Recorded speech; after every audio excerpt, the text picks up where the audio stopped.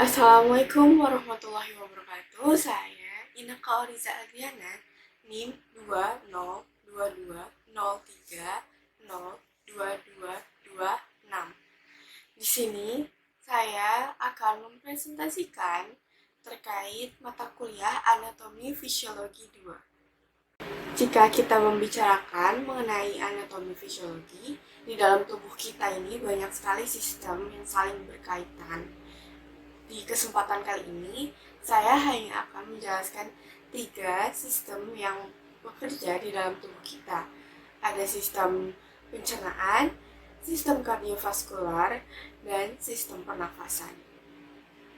Nah, kalau gitu, yang pertama kita akan mulai dari sistem saluran cerna. Di sistem saluran cerna, organ apa aja sih yang terlibat? Jadi yang pertama itu ada organ inti dari saluran cerna itu sendiri, ada mulut, faring, esofagus, lambung, usus halus dan usus besar, kemudian ada rektum dan anus. Selain dari organ-organ inti di saluran pencernaan tadi, ada juga organ pelengkap atau organ aksesoris yang membantu proses sistem pencernaan. Yang pertama ada hati, pankreas, dan kandung empedu. Berdasarkan organ-organ yang sudah saya sebutkan tadi, saya akan menjelaskan lebih lanjut dengan fungsinya, dimulai dari mulut, organ pertama yang kita gunakan untuk proses pencernaan. Jadi di mulut sendiri itu terdapat gigi yang berfungsi untuk menghancurkan makanan dengan gerakan mekanik. Nah, kemudian dilumatkan bersamaan dengan ludah untuk ditelan. Kelenjar ludah di sini memproduksi ludah untuk membasahi mulut dan membersihkan lidah. Yang ludah sendiri ini membasahi makanan agar mudah tertelan. Kemudian ada faring dan esofagus, di mana faring itu terdapat tonsil yang berfungsi sebagai pertahanan dalam infeksi yang tersebar di area hidung, mulut, dan tenggorokan. Faring ini merupakan jalur pembatas antara saluran pernafasan dan saluran pencernaan. Kemudian ada esofagus yang berfungsi sebagai jalur makanan yang tersambung ke lambung dengan menggunakan gerakan peristaltik. Ada lambung, di mana otot lambung berkontraksi mencampurkan makanan dengan getah lambung. Di sini di dalam lambung terdapat kasinogen yang kemudian diubah menjadi kasein, protein diubah menjadi pepton, dan mulai terjadi hidrolisis lemak. Kemudian terdapat usus halus dan usus besar, di mana usus halus ini memproses kembali makanan secara kimiawi dibantu oleh enzim pankreas, kandung empedu, dan hati. Kemudian setelah itu zat gizi diserap di usus halus dan sisa-sisa makanan mengalami pembusukan di usus besar. Nah, usus besar ini berfungsi sebagai absorpsi air, garam, dan glukosa. Kemudian ada sekresi musin, penyiapan selulosa berupa hidrat karbon, serta defekasi. Kemudian ada rektum dan anus. Di rektum dan anus ini biasanya kosong menjelang defekasi. Nah, rektum ini adalah tempat penampung yang berhubungan dengan usus besar dan anus. Sebelum feses melaju ke anus, akan ditampung di rektum terlebih dahulu. Nah, anus ini berfungsi sebagai proses atau organ terakhir yang menunjang proses pencernaan, di mana berfungsi sebagai pengeluaran sisa-sisa makanan yang tidak diperlukan dalam tubuh.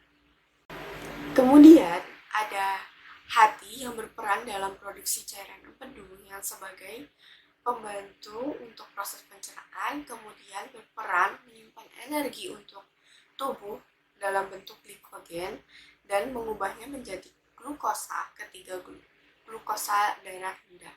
Kemudian ada pankreas yang memproduksi getah pankreas yang berfungsi mencerna hidrat karbon, memecah lemak menjadi gliserin dan asam lemak, kemudian mencerna protein.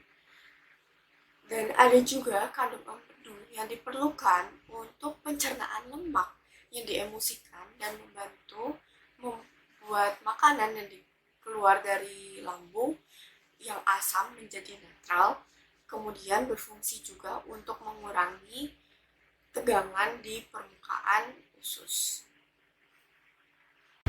Nah, apa saja sih proses yang terjadi di sistem pencernaan ini? Bisa dijabarkan di fisiologi. Ada 4 proses penting, yaitu motilitas, sekresi, digesti, dan absorpsi. Motilitas ini adalah kontraksi otot organ pencernaan yang menyebabkan zat makanan tercampur dan terdorong maju ke seluruh saluran cerna untuk dicerna dengan baik. Kemudian ada sekresi, di mana terjadi pengeluaran sejumlah sisa pencernaan, kemudian meliputi air, elektrolit, dan konstituen organik. Kemudian terjadi proses digesti, di mana proses pencernaan makanan terjadi penguraian biokimiawi dari struktur kompleks makanan menjadi satuan yang lebih kecil. Kemudian terdapat absorpsi, di mana sebagian besar proses penyerapan terjadi di dalam usus halus. Nah, penyerapan tersebut memuat air, vitamin, dan elektrolit yang disalurkan dari saluran cerna menuju ke dalam darah. Nah, selain proses pencernaan yang tadi dijelaskan, ada juga penyakit dan gangguan yang berkemungkinan terjadi selama proses pencernaan atau yang terjadi di organ-organ pencernaan. Yang pertama ada karies. Karies ini berupa plak atau kotoran yang menumpuk sehingga lapisan luar gigi terkikis dan berakibat kepada lubang. Kemudian ada GERD. GERD ini adalah asam lambung yang meningkat yang kemudian menjadi lebih parah lagi seiring berjalannya waktu yang diakibatkan oleh stres, kemudian juga asupan makanan yang kurang bergizi. Kemudian ada limfoma atau kanker usus yang terjadi karena bakteri yang ada di dalam usus. Nah, sekarang kita lanjut ke sistem yang berikutnya, yaitu sistem kardiovaskular. Di sistem kardiovaskular ini, organ yang berpengaruh di dalamnya ada 3, yaitu jantung, pembuluh darah, dan juga melibatkan darah itu sendiri. Jadi, untuk organ kardiovaskular yang pertama itu ada jantung, di mana jantung ini ada bagian serambi atau atrium yang merupakan bagian jantung atas yang terdiri dari serambi kanan atau kiri. Dan juga di sini serambi kanan berfungsi untuk menerima darah kotor dari tubuh yang dibawa pembuluh darah. Kemudian ada bagian bilik atau ventrikel yang merupakan bagian jantung bawah yang terdiri dari bagian kanan dan kiri.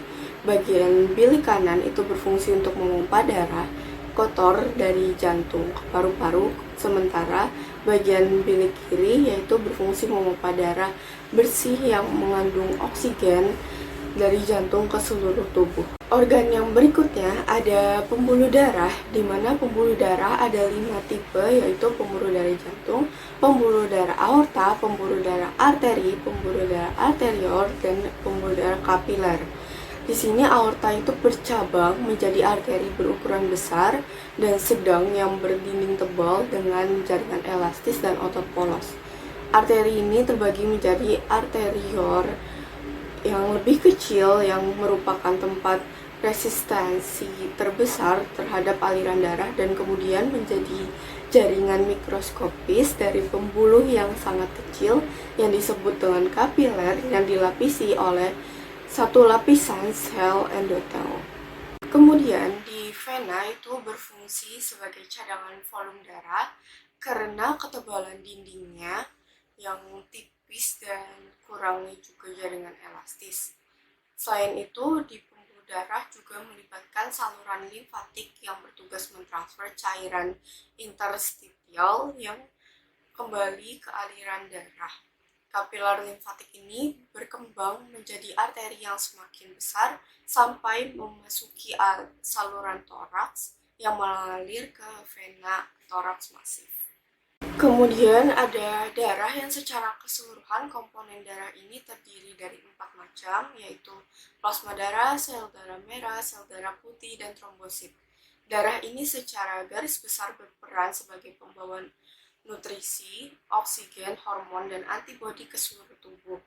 Nah, darah juga mengangkut zat beracun dan sisa metabolisme seperti karbohidrat yang akan dikeluarkan dari tubuh. Nah, darah ini ada golongan-golongannya seperti yang kita ketahui, ada golongan darah A, B, O, dan AB. Dari 4 golongan tersebut dibedakan berdasarkan ada tidaknya antigen pada sel darah merah dan plasma darah. Fisiologi dari sistem kardiovaskular itu secara umum yaitu setiap siklusnya dipicu oleh nodus yang menembakkan sinyal listrik yang memicu atrium kanan dan kiri untuk berkontraksi menekan darah melalui katup trikuspid dan mitral yang sudah terbuka ke ventrikel kanan dan kiri. Kemudian periode kontraksi atrium ini dikenal sebagai systolic atrium, dan peningkatan tekanan yang cepat di dalam ventrikel menyebabkan katup menutup dengan cepat, memicu bunyi jantung pertama di lobus klasik yang menghasilkan detak jantung.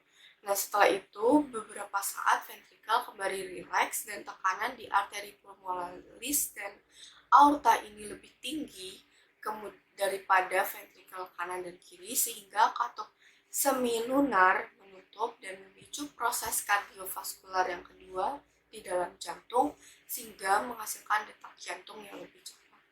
Nah, kemudian tekanan ini mendorong pengisian pasif darah ke dalam ventrikel bahkan sebelum impuls berikutnya memicu kontraksi atrium dan pengulangan siklus hingga darah mengalir ke seluruh tubuh.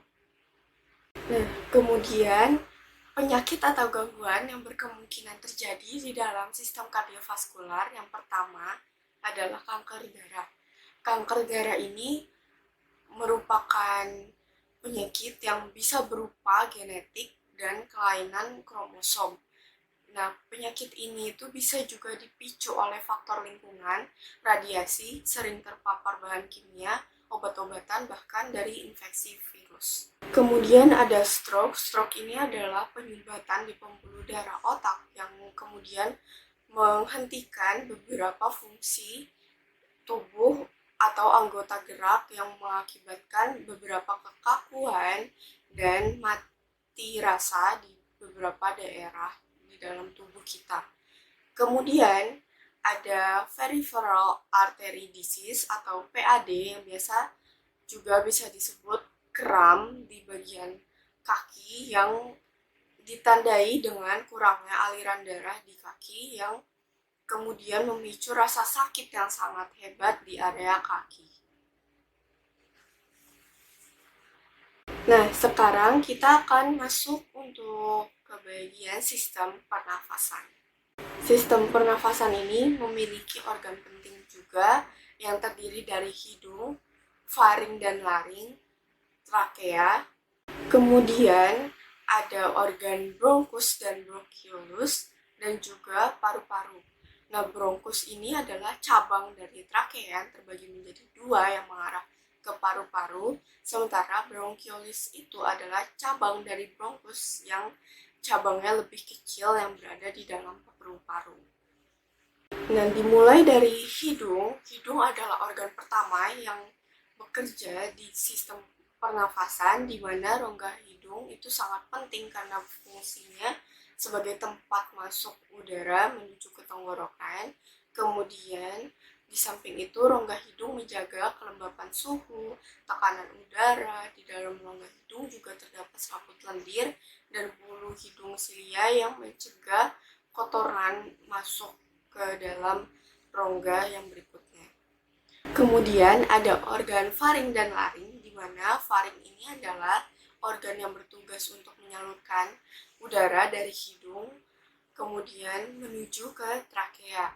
Nah, laring ini merupakan organ dari leher yang tempatnya itu sebagai produksi suara karena di dalamnya terdapat pita suara. Nah, peran laring itu sebagai sistem pernafasan yang menjadi saluran penghubung antara pangkal rongga mulut dengan trakea. Kemudian di dalam saluran pernafasan atau sistem pernafasan ada trakea yang berfungsi sebagai jalur masuknya udara ke paru-paru. Di sini trakea merupakan penghubung antara laring dan bronkus. Jadi bentuknya itu panjang. ke bawah menuju bagian paru-paru. Kemudian ada bronkus yang bentuknya seperti yang dijelaskan sebelumnya adalah cabang batang tenggorokan yang terletak setelah tenggorokan atau trakea sebelum ke paru-paru. Kemudian bronkus ini berfungsi sebagai saluran udara yang memastikan udara masuk dengan baik dari trakea ke alveolus. Nah, fungsi dari bronkiolus atau cabang dari bronkus itu adalah untuk membantu proses distribusi udara di dalam paru-paru, di mana bronkiolus akan mengalirkan udara menuju alveolus. Nah, kemudian ada organ paru-paru atau sebagai organ vital yang berhubungan langsung antara sistem respirasi atau pernapasan dengan sistem kardiovaskular atau sirkulasi peredaran darah. Nah, fungsi utama dari paru-paru ini adalah organ yang menukarkan oksigen dari udara dengan karbon dioksida dari dalam darah. Nah, di mana di dalamnya itu terdapat alveoli atau alveolus yang merupakan tempat pertukaran oksigen dengan karbon dioksida. Nah, alveoli atau alveolus ini nantinya akan mengedarkan oksigen ke seluruh tubuh. Nah, secara fisiologisnya, gimana sih sistem pernafasan ini terjadi? Jadi, bisa dijelaskan dalam dua tahap, yaitu pernapasan dada dan pernapasan perut atau pernapasan diafragma. Nah, pernapasan dada ini terjadi ketika otot antar tulang rusuk mengalami kontraksi atau tegang, kemudian volume rongga dadanya bertambah, sehingga tekanan udara di paru-paru itu lebih kecil dibanding tekanan udara di atmosfer. Nah, sehingga ini disebut dengan proses inspirasi. Nah, kemudian otot antar tulang rusuk ini kembali mengalami relaksasi atau mengendur yang mengakibatkan volume rongga dada berkurang, sehingga tekanan udara di paru-paru juga akan lebih besar dibandingkan di atmosfer. Akibatnya udara keluar dari paru-paru ke atmosfer. Nah, di sini disebut dengan proses ekspirasi. Nah, gimana kalau dengan proses pernafasan perut atau diafragma? Jadi prosesnya itu dimulai dari otot diafragma berkontraksi atau tegang, sehingga diafragmanya mendatar dan volume rongga dada membesar. Akibatnya tekanan udara di paru-paru lebih kecil dari tekanan udara luar, sehingga udara masuk ke paru-paru. Maka terjadi juga proses inspirasi. Kemudian otot diafragma kembali relaksasi atau mengendur, sehingga diafragma melengkung ke atas dan volume rongga dada mengecil. Kemudian akibatnya tekanan udara membesar sehingga udara keluar dari paru-paru, maka terjadi proses ekspirasi. Nah, dari sistem pernafasan juga berkemungkinan memiliki gangguan dan penyakit yang akan diidap oleh manusia. Yang pertama adalah tuberkulosis paru-paru yang bisa diakibatkan oleh virus atau bakteri yang mengidap di dalam paru-paru yang diakibatkan oleh penularan atau resiko dari orang-orang yang merokok. Kemudian ada influenza yang biasa kita sebut dengan flu yang diakibatkan oleh virus yang mengakibatkan sumbatan di dalam rongga hidung, mengakibatkan kita sering bersin atau penumpukan lendir, atau juga bahkan mengakibatkan demam. Nah, kemudian ada asma atau penyempitan dari saluran pernafasan yang mengakibatkan kita kesulitan dalam bernafas. Asma ini dapat dipicu oleh terhirupnya debu atau kotoran yang berada di sekitar ruangan. Maka dari itu, pengidap asma biasanya membatasi barang-barang yang ada di rumah atau rutin untuk membersihkan barang-barang yang ada di rumah dan menghindari penggunaan karpet atau bahan-bahan berbulu lainnya yang berpotensi mengendapkan debu atau kotoran-kotoran yang mudah terhirup agar tidak menyumbat atau memperburuk saluran pernafasan. Nah, asma ini bisa di relief menggunakan inhaler khusus dengan dosis yang tepat berdasarkan konsultasi dengan dokter tentunya. Nah, dari presentasi yang sudah saya sampaikan tadi, ada beberapa daftar pustaka atau referensi yang saya gunakan, mulai dari buku Anatomi Fisiologi Tubuh Manusia yang ditulis oleh Ginting dan kawan-kawan, kemudian Ilmu Pengetahuan Alam yang ditulis oleh Kasim, kemudian ada Anatomi Fisiologi untuk para medis yang ditulis oleh Pierce. Nah, sedikit banyak saya sudah menjelaskan mengenai 3 sistem yang bekerja di dalam tubuh kita seputar anatomi dan fisiologi tubuh, mulai dari sistem pencernaan, sistem kardiovaskular, dan sistem pernapasan. Jadi saya sangat berterima kasih atas atensinya. Saya Ineko Riza Agriana, NIM 2020302226, mengucapkan banyak-banyak terima kasih dan juga semoga apa yang saya sampaikan dapat bermanfaat. Terima kasih banyak. Saya mohon undur diri.